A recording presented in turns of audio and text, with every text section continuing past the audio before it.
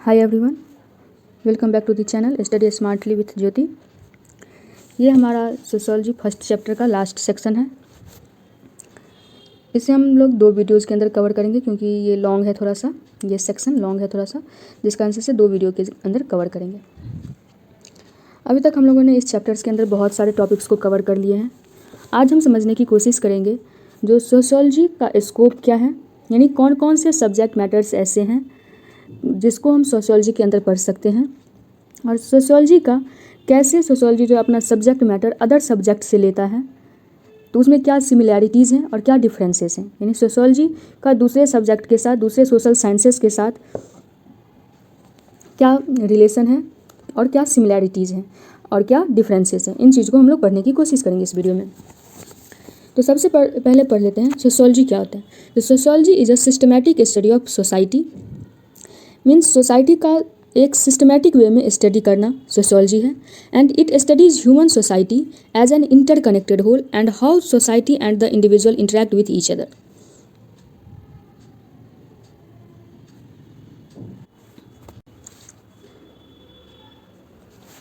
यहाँ पे डिफिनेशन लिख दिया गया है, sociology is a systematic study of society and it studies human society. ये ह्यूमन सोसाइटी को पढ़ने की कोशिश करता है sociology as an interconnected whole, यानी पूरे, जैसे बोलते हैं ना, ऑल, मतलब पूरे वाइडली हर एरियाज़ को देखते हुए, हर कंसेप्ट को समझते हुए समझने की कोशिश करता है सोशियोलॉजी। यानी कैसे सोशियोलॉजी जो है अदर डिसिप्लिन्स जो एग्जिस्ट करता है उससे भी कनेक्टेड है, एज एन इंटरकनेक्टेड होल। यानी पॉलिटी को अलग से पढ़ रहे हैं, इकोनॉमी को अलग से पढ़ रहे हैं, हिस्ट्री को अलग से देख रहे हैं, ज्योग्राफी अलग से देख रहे हैं, एथिक्स अलग से देख रहे हैं, ऐसे सोशियोलॉजी नहीं पढ़ता है।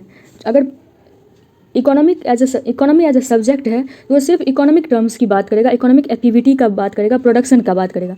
लेकिन सोशियोलॉजी जो है वो इकोनॉमिक्स की भी बात करेगा, और कैसे इकोनॉमिक्स, कोई भी इकोनॉमी अगर है या प्रोडक्शन हो रहा है तो कैसे हमारे सोसाइटी को निगेटिवली अफेक्ट कर रहा है और कैसे पॉजिटिवली अफेक्ट कर रहा है, इन सारे चीज़ों को as an interconnected whole sociology देखने की कोशिश करेगा। और कैसे सोशियोलॉजी जो है एक इंडिविजुअल को अफेक्ट करता है whole, and how society and the individuals interact with each other, यानी कैसे सोसाइटी और एक इंडिविजुअल आपस में इंटरेक्ट करता है। इस चीज़ को भी सोशियोलॉजी देखने की कोशिश करता है। सोशियोलॉजी जो है स्टडी करता है लोगों के सोशल बिहेवियर को, एक ग्रुप के बिहेवियर को, चाहे वो ग्रुप स्मॉल भी हो सकता है, लार्ज भी हो सकता है, एक स्पेसिफिक थिंग भी हो सकता है, और एक लार्ज एरिया या एक लार्ज सब्जेक्ट भी हो सकता है, जिसको सोशियोलॉजी स्टडी करने की कोशिश करता है। यानी सोशियोलॉजी अपने सब्जेक्ट मैटर के रूप में, अपने स्कोप के रूप में जो है, स्कोप इसको सब्जेक्ट मैटर से समझते हैं, इस आसानी होगी समझने में। तो सोशियोलॉजी जो है वो एक माइक्रो मीन्स होता है स्मॉल, और मैक्रो लार्ज, यानी सोसाइटी एक इंडिविजुअल को भी समझने की कोशिश करता है, और एक पूरे कंट्री, एक पूरे वर्ल्ड, या फिर एक पूरा सोसाइटी, इसको भी समझने की कोशिश करता है। अगर हम इंडिविजुअल लेवल पे देखते हैं तो उसे हम माइक्रो बोलेंगे, या एक छोटे से, अगर मान लेते हैं 2 सोसाइटी का हम कंपैरिजन कर रहे हैं, ए सोसाइटी है और बी सोसाइटी है, और एक जो है एक स्टेट है। अगर हम सिर्फ ए सोसाइटी की बात कर रहे हैं तो ये एक स्मॉल या माइक्रो कह सकते हैं। ये अगर सिर्फ बी की बात करें तो ये स्मॉल हो गया। लेकिन अगर हम ए और बी दोनों जैसे एस स्टेट से बिलोंग करते हैं, अगर हम एस स्टेट की बात करें तो ये हो गया मैक्रो। एग्जाम्पल के लिए एक दूसरा एग्जाम्पल इकोनॉमी का एग्जाम्पल लेते हैं जिससे कि आसानी से समझ में आएगी। एग्जाम्पल लेते हैं इन्फ्लेशन की। इन्फ्लेशन, ठीक है, कोई एक सामान है वो 5 रुपये का मिल रहा है। अब किसी एक पर्टिकुलर रीजन में जो है कोई, जैसे मान लेते हैं लैंडस्लाइड आ गया, वहाँ पे जो है सो रोड ब्लॉकेज हो गए, जिस कारण से जो है सो उसका सप्लाई कम हो गया सामान का, और सप्लाई कम हो जाएगा, डिमांड अगर रहेगा तो ऑब्वियसली सी बात है उसका प्राइस इंक्रीज कर जाएगा। तो इस एरिया में प्राइस इंक्रीज कर गया, 7 रुपीज़ हो गया। लेकिन हर जगह प्राइस इंक्रीज नहीं किया, क्योंकि हर जगह जो है सिचुएशन नॉर्मल है। तो अदर जगह अगर हम देख रहे हैं तो उसका प्राइस 5 रुपये ही है। तो इसका इम्पैक्ट यहाँ के लोगों के लिए तो ये इन्फ्लेशन हो गया, लेकिन अदर जगह वो एक नॉर्मल सिचुएशन हो गया। तो सोशियोलॉजी अगर कोई एक सोशोलॉजिस्ट होगा तो वो इसको भी पढ़ने की कोशिश करेगा। जी हाँ, अगर प्राइस इंक्रीज किया तो इससे लोगों को कैसे लोग वहाँ पे इम्पैक्ट हुए, और यहाँ पे प्राइस इंक्रीज़ का कारण क्या हो सकता है। सोशोलॉजी इसको पढ़ने की कोशिश करेगा एक छोटे लेवल पे, क्योंकि एक छोटे से एरिया में हुआ है। लेकिन यही इन्फ्लेशन अगर जो है सो लेट्स मान लेते हैं जो पूरे कंट्री में ही ये सामान जो है सो कोई सामान 5 रुपये का मिल रहा था अब 10 रुपये का मिल रहा है, तो फिर भी इन्फ्लेशन हो गया। तो सोशोलॉजी जैसे एक छोटे से एरिया में भी पढ़ने की कोशिश करेगा और एक बड़े से एरिया में, एक लार्ज एरिया में, पूरे कंट्री में भी उस चीज़ को पढ़ने की कोशिश करेगा इन्फ्लेशन। और अगर जो है इस इन्फ्लेशन एज अ टॉपिक देखा जाए तो ये हमारे कहाँ का टॉपिक है, ये हमारे इकोनॉमिक्स के अंदर का टॉपिक है। यानी कैसे एक इन्फ्लेशन, एक इकोनॉमिक टॉपिक कैसे हमारे सोसाइटी को इन्फ्लुएंस करता है, सोशोलॉजिस्ट इस चीज़ को पढ़ने की कोशिश करेगा। अब स्कोप की अगर हम बात करें तो बहुत से लोगों का अलग अलग मानना है स्कोप को लेकर के। यानी सोशोलॉजी के अंदर किस सब्जेक्ट मैटर को पढ़ना चाहिए, वो उसमें बहुत सारे जो लेटर जो जितने भी थिंकर्स आए उनका अलग अलग मानना था। जो किस चीज़, जैसे कि डर्कहाइम है, डर्कहाइम बोलते हैं हमें सोशल फैक्ट्स को पढ़ना चाहिए। सोशल फैक्ट्स, सोशल फैक्ट्स क्या है, यानी सोसाइटी में एग्जिस्ट करने वाली जितने भी घटनाएं हैं, जितने भी इशूज़ हैं, वो सब सोशल फैक्ट्स हैं, हमें उन चीज़ों को पढ़ना चाहिए। वहीं पे जो दूसरे सोशोलॉजिस्ट हैं, जैसे कि कुछ का मानना है हमें सोशल एक्शन को पढ़ना चाहिए। मार्क्स जैसे जो सोशोलॉजिस्ट हैं उनका मानना है जो हमें प्रोडक्शन के बीच का रिलेशन समझना चाहिए, रिलेशन ऑफ प्रोडक्शन पढ़ना चाहिए, और कैसे जो है सो प्रोडक्शन चेंज होने से हमारी सोसाइटी पे क्या चेंजेज आता है, हमें उस चीज़ को पढ़ना चाहिए। वेबर जैसे जो सोशोलॉजिस्ट हैं उनका मानना है जो हमें सोशल एक्शन को पढ़ना चाहिए। सोशल एक्शन हो गया जब हमारे माइंड में सोसाइटी चल रहा हो, जब हम अपने एक्शन में, अपने थिंकिंग में या अपने एक्शन में किसी तीसरे को जो है सोच करके काम करते, किसी दूसरे को सोच करके काम कर रहे हैं, तब वो हमारा सोशल एक्शन होता है। वो एक्शन हमारा सोसाइटी के लिए एक्शन होता है। इसी तरीके से बहुत सारे सोशोलॉजिस्ट जो बाद में आए उन्होंने इसके स्कोप को, इसके सब्जेक्ट मैटर्स को बहुत ज़्यादा वाइड किया, और इस तरीके से सोशोलॉजी एज अ सब्जेक्ट इसमें कई तरीके के मैटर्स जुड़ गए और इसको एक बहुत वाइड सब्जेक्ट मैटर मिल गया पढ़ने के लिए। जिस तरीके से पहले के लेक्चर में हम लोगों ने बात कर लिया है, जैसे division of labour, division of labour जो है पहले इकोनॉमिक्स के अंदर पढ़ा जाता था, लेकिन बाद में डर्कहाइम ने इसको कहाँ पढ़ने का कोशिश किया, डिवीज़न ऑफ लेबर को डर्कहाइम ने कोशिश किया सोशोलॉजी के अंदर पढ़ने के लिए। बाद में डिवीज़न ऑफ लेबर को कार्ल मार्क्स भी जो है वो सोशोलॉजी के अंदर जो है सो पढ़ने की कोशिश करते हैं। लेकिन डिवीज़न ऑफ लेबर को जिस तरीके से डर्कहाइम दिखाते हैं और जिस तरीके से मार्क्स दिखाता है, दोनों अलग तरीके से दिखाते हैं। मार्क्स बोलते हैं डिवीज़न ऑफ लेबर जो है वो लोगों को ऑप्रेस कर रहा है। ये डिवीज़न ऑफ लेबर्स जो है वो इसमें जो बुर्जुआजीज़ हैं, बुर्जुआजीज़ मतलब जो कैपिटलिस्ट हैं, वो पॉलिटेरिएट जो है दैट मीन्स जो पीजेंट्स हैं, जो वर्कर्स हैं, उसको ऑप्रेस कर रहे हैं, उसको दबा रहे हैं, उसको उसी के काम से एलिनिएट कर रहे हैं, उसको अलग थलग कर रहे हैं। वहीं अगर हम बात करें डर्कहाइम, तो डर्कहाइम जो है इसको पढ़ेंगे, मार्क्स जो है वो कन्फ्लिक्ट थ्योरी से स्कूल से आते हैं, और जो डर्कहाइम है वो फंक्शनलिस्ट थ्योरी से आते हैं। वो डिवीज़न ऑफ लेबर को अच्छे तरीके से दिखाना चाहते हैं और वो बताते हैं डिवीज़न ऑफ लेबर के कारण क्या हो गया है, हमारे सोसाइटी में प्रोडक्शन बढ़ा है। वो डिवीज़न ऑफ लेबर को इस तरीके से रिप्रेजेंट करते हैं। तो इसी तरीके से हम देखें जो कैसे एक इकोनॉमिक्स का सब्जेक्ट जो है वो सोशोलॉजी का सब्जेक्ट बन गया। अगर हम फैक्टर ऑफ प्रोडक्शन की बात करें तो प्रोडक्शन बढ़ा, प्रोडक्शन को सिर्फ इकोनॉमिक्स के अंदर देखा जाएगा, जो हाँ प्रोडक्शन हो रहा है, इससे मनी आ रही है, उसको इकोनॉमिक्स के अंदर दिखा जाएगा। लेकिन जो प्रोडक्शन हुआ, लेट्स एक फैक्ट्री जो है वो गुड्स में बनाती है, बहुत सारे कार्डबोर्ड्स बनाती है, लेकिन कार्डबोर्ड्स बन गया और उससे बहुत सारे पैसे आए, प्रॉफिट हुआ, ये इकोनॉमी के अंदर देखा जाएगा। लेकिन कार्डबोर्ड बनने के कारण जो इन्वायरमेंट में जो पॉल्यूशन हुआ, जो एटमॉस्फेरिक डिग्रेडेशन हुआ, हमारा सोसाइटी उस चीज़ को भी देखेगा, क्योंकि कहीं ना कहीं वो हमारे सोसाइटी को इम्पैक्ट किया। प्रोडक्शन के लिए जो वर्कर्स जो लगातार काम करते रहे, उससे जो उसके मेंटल हेल्थ पे इफेक्ट हुआ, उस चीज़ को सोसाइटी के अंदर जो है सो देखा जाएगा, उस चीज़ को सोशोलॉजी के अंदर पढ़ा जाएगा।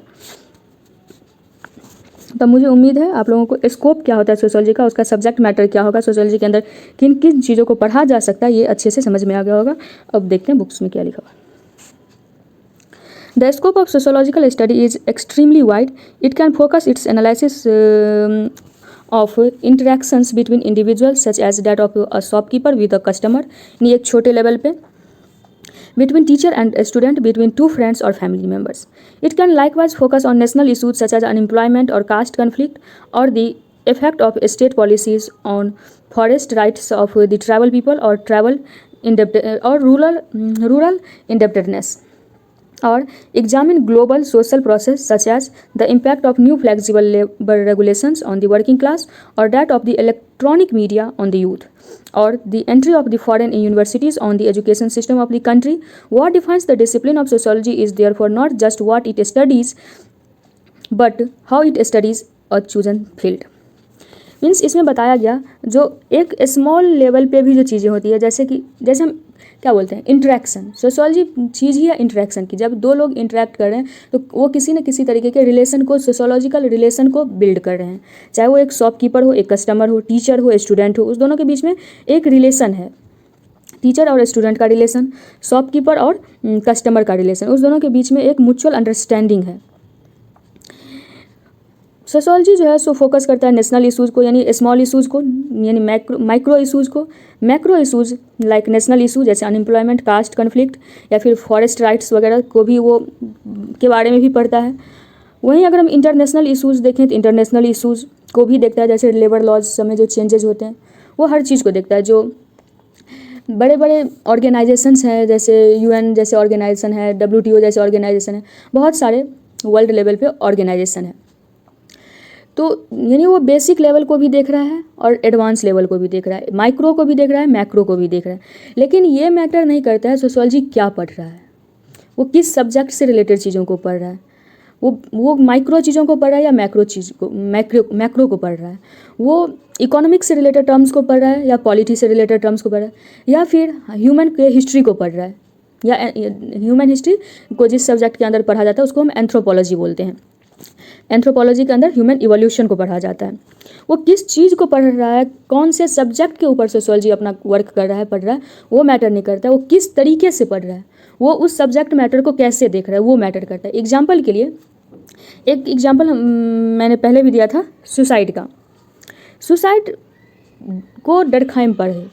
सुसाइड इससे पहले माना जाता था एक साइकोलॉजिकल विषय है, यानी ये साइकोलॉजिस्ट देखते थे और साइकोलॉजी का विषय होता था, ये मेंटल इश्यूज़ माना जाता था। सुसाइड, कोई सुसाइड कर लिया इसका मतलब उसका मेंटल हेल्थ सही नहीं होगा, वो मेंटली बहुत कमज़ोर होगा, उसको इस तरीके से देखा जाता था। लेकिन जब डर्कहाइम जो है सुसाइड को सोसाइटी के अंदर पढ़ना शुरू किया तो उन्होंने एक अलग कंसेप्ट दिया। उन्होंने कहा सोसाइटी किस तरीके से रिस्पॉन्सिबल है लोगों को सुसाइड तक ले जाने के लिए। उन्होंने इसको इस तरीके से देखा। उन्होंने एक इंसान के सुसाइड को उसको सोसाइटी से जोड़ दिया, उसको फैमिली से जोड़ दिया। कैसे फैमिली किसी न किसी तरीके से फोर्स करती है उस व्यक्ति को जो वो कभी ना कभी सुसाइड कर लेगा, वो उसको इस तरीके से एलियनेट कर देती है जो वो उस स्टेट ऑफ माइंड तक पहुँच जाता है जहाँ पर वो सुसाइड करना प्रेफर करता है। तो जब डर्कहाइम ने इस इशूज़ को पढ़ा तो उसको उन्होंने सोसाइटी से जोड़ दिया, ह्यूमन बिहेवियर से जोड़ दिया। डैट मीन्स सोशियोलॉजी के अंदर क्या पढ़ा जाता है वो इम्पॉर्टेंट नहीं है, कैसे पढ़ा जाता है, वो किस तरीके से उस सब्जेक्ट मैटर को समझने की कोशिश करता है, वो मैटर करता है। Sociology is one of a group of social sciences. Sociology भी बहुत सारे सोशल साइंसेज हैं, उसमें से एक सब्जेक्ट सोशियोलॉजी भी है, which also includes anthropology, economy, polity, science and history. The division among the various social sciences are not clear cut and all share a certain range of common interest, concepts and methods. Means जितने भी social sciences हैं उसमें बहुत clear cut division नहीं है, उनमें कुछ methods की सिमिलैरिटीज़ हैं, कुछ जो है कंसेप्ट्स की सिमिलैरिटीज़ हैं, और किस तरीके से जो है सो कुछ इंटरेस्ट भी सिमिलर ही है, यानी किस चीज़ को पढ़ा जाए स्कोप ये भी सिमिलर रही है। It is therefore very important to understand that the distinction of the discipline are the some extent arbitrary and should not be seen in a straight jacket fashion. To differentiate the social sciences would be exaggerate the differences and the gloss over the similarities. Furthermore, feminist theories have also shown the greater need to interdisciplinary approach. For instance, how would a political scientist or economist study gender roles and their implications for politics or the economics without a sociology of the family or the gender division of labor?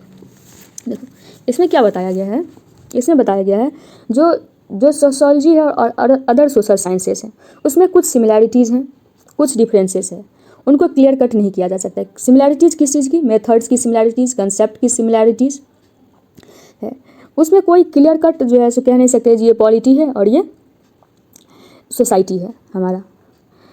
इसमें एक दूसरा example दिया गया, जो society भी है उसको भी देखने का अलग अलग तरीका हो सकता है।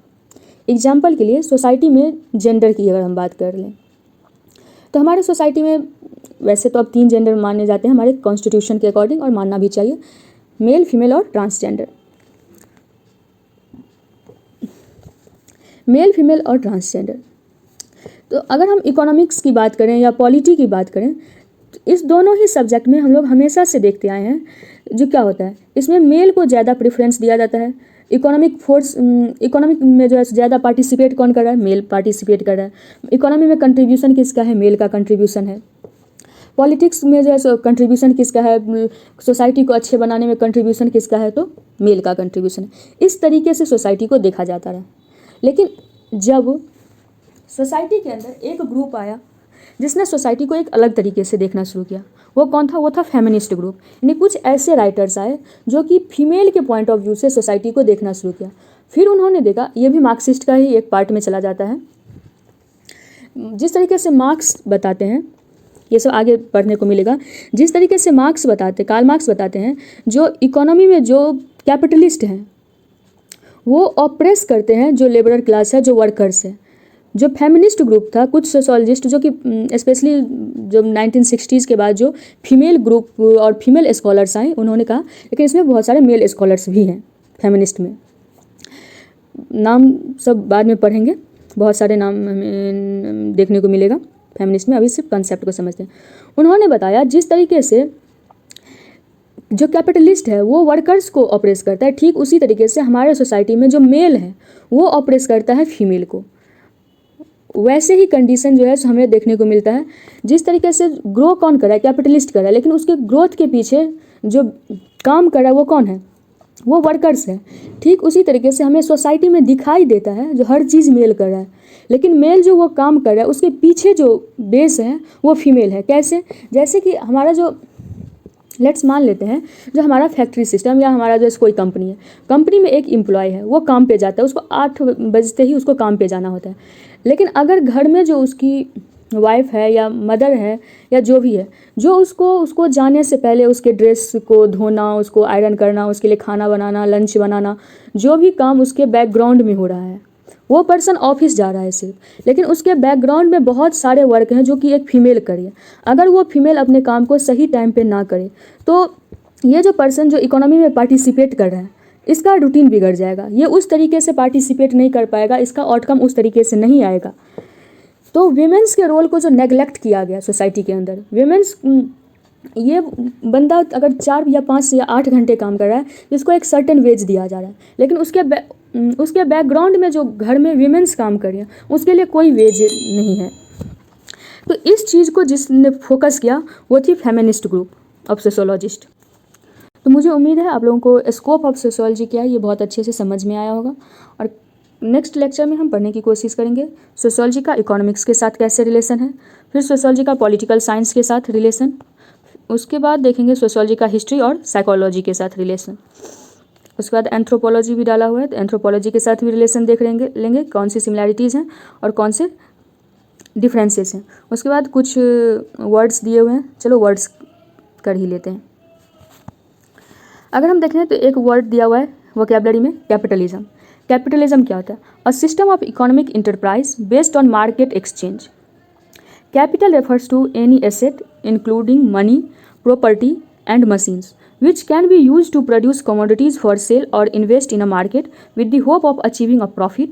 This system rests on the private ownership of asset and the means of the production. इसमें क्या बताया गया? बता रहा है ये कैपिटलिज्म जो है वो मार्केट एक्सचेंज पे बेस्ड होता है, यानी डिमांड और सप्लाई। मार्केट एक्सचेंज हो गया डिमांड और सप्लाई।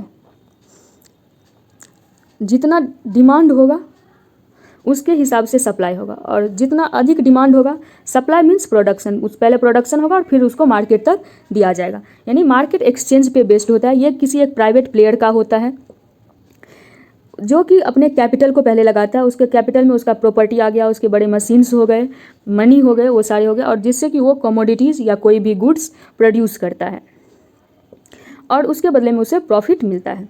ये चीज़ बताइए, तो अब कैपिटलिज्म समझ में आ गया होगा। दूसरा हमारा वर्ड है डायलेक्टिक। द एग्जिस्टेंस और action of opposing social forces, for instance social constraints and individual will. यानी डायलेक्टिक क्या होता है? जो दो अपोजिंग सोशल फोर्सेस, पहला जो सोशल कंस्ट्रेंट और दूसरा इंडिविजुअल विल, दोनों क्या हो गया? फॉर एग्जाम्पल ये एक पर्सन है, अब ये जो है बनना चाहता है इंजीनियर। ये जिस सोसाइटी से आता है उस सोसाइटी में सारे लोग क्या हैं? लेबरर। या चलो उल्टा एग्जाम्पल लेते हैं, ये बनना चाहता है एक फार्मर। ये चाहता है बहुत सारे लैंड हैं, हम अपने लैंड पे खुद खेती करें। लेकिन ये जिस सोसाइटी से आ रहा है उसमें बहुत सारे लोग क्या हैं? वो इंजीनियर्स हैं, डॉक्टर्स हैं, इस तरीके के लोग एग्जिस्ट करते हैं।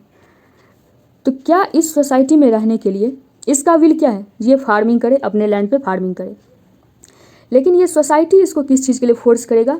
नहीं, तुम अच्छे खासे पढ़े लिखे हो, तुम्हें भी इंजीनियर, डॉक्टर, कुछ ऐसे ही काम करने चाहिए, कुछ ऐसे ही ऑक्यूपेशंस चुनने चाहिए। तो क्या हो गया? जो पर्सनल विल है और जो सोसाइटल कंस्ट्रेंट है, यानी सोसाइटी जो फोर्स करती है, जिस तरीके से सोसाइटी इंडिविजुअल विल को अप्लाई करने से रोकती है, वो तो दोनों में अपोजिंग हो गया ना। तो उसी को बोलते हैं डायलेक्टिक सिचुएशन।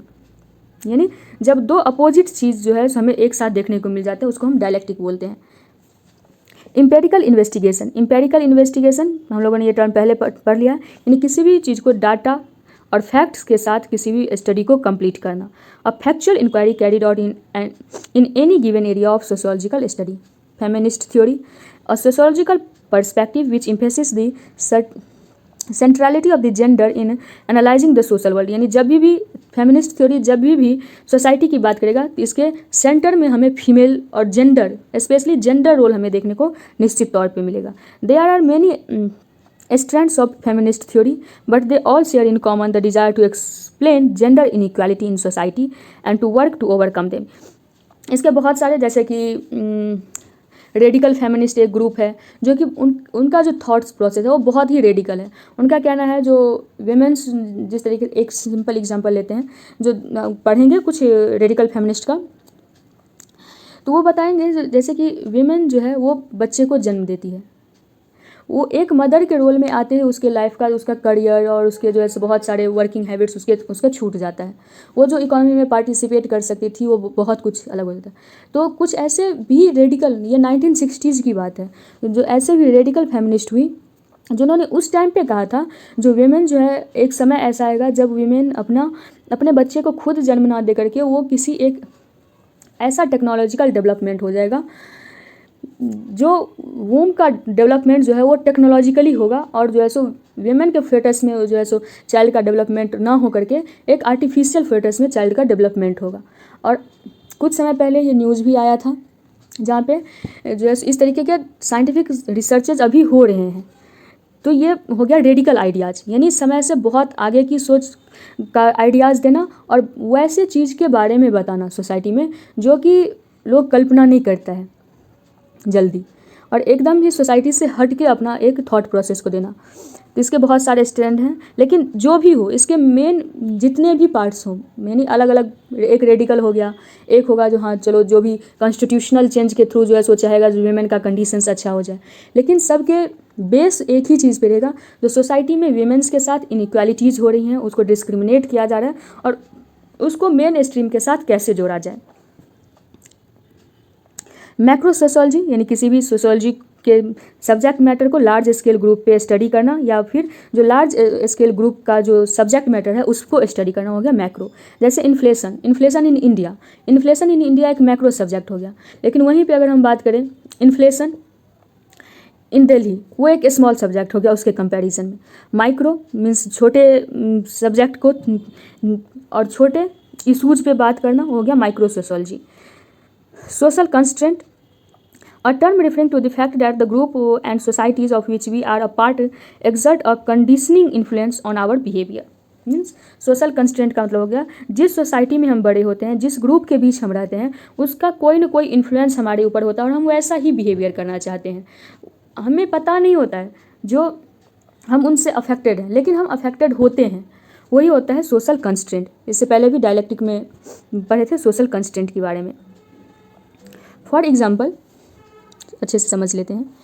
ये एक चाइल्ड का बर्थ हुआ, ये एक ऐसे सोसाइटी से आता है जहाँ पर जो टीचर्स होते हैं इनको सबसे ज़्यादा रिस्पेक्ट की नज़र से देखा जाता है।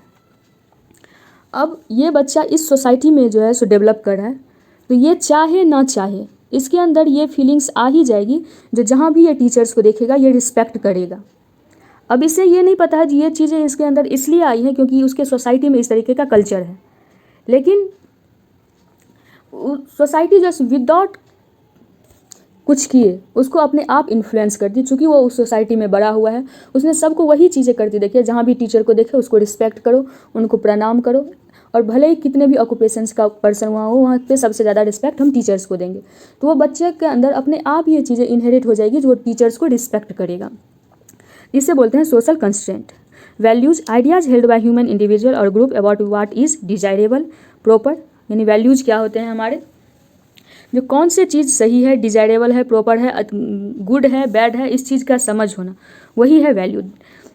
Differing values represent key aspect to variation in human culture, यानी बहुत कौन से लोग किस चीज़ को अच्छा मान रहे हैं, किस चीज़ को बुरा मान रहे हैं, किस चीज़ को जो है वो वैल्यू कर रहे हैं, किस चीज़ को वैल्यू नहीं कर रहे हैं, किस चीज़ को प्रॉपर मानते हैं, किस चीज़ को प्रॉपर नहीं मानते, वही उस सोसाइटी का वैल्यू सिस्टम होता है और उसी पे कल्चर डिपेंड करता है। एग्जाम्पल के लिए हम दो एग्जाम्पल लेते हैं, एक अमेरिकन सोसाइटी, एक Indian society. American society values money